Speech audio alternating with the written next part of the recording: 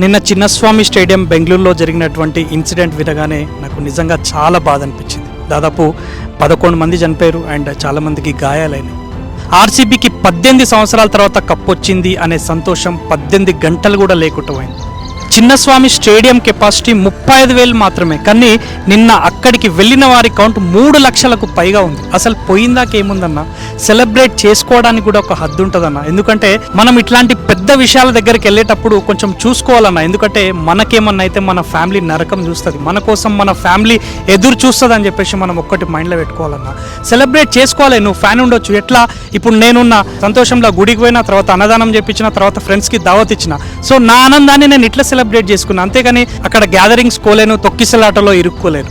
So ఏదేమైనప్పటికీ ఆ భగవంతుడు ఎవరైతే చనిపోయారో వాళ్ళ ఆత్మకు శాంతి చేకూరాలి, అదేవిధంగా వాళ్ళ ఫ్యామిలీ మెంబర్స్కి ధైర్యాన్ని బలాన్ని కూడా ఇవ్వాలని మనసారా ఆ దేవుని ప్రార్థిస్తూ జై హింద్.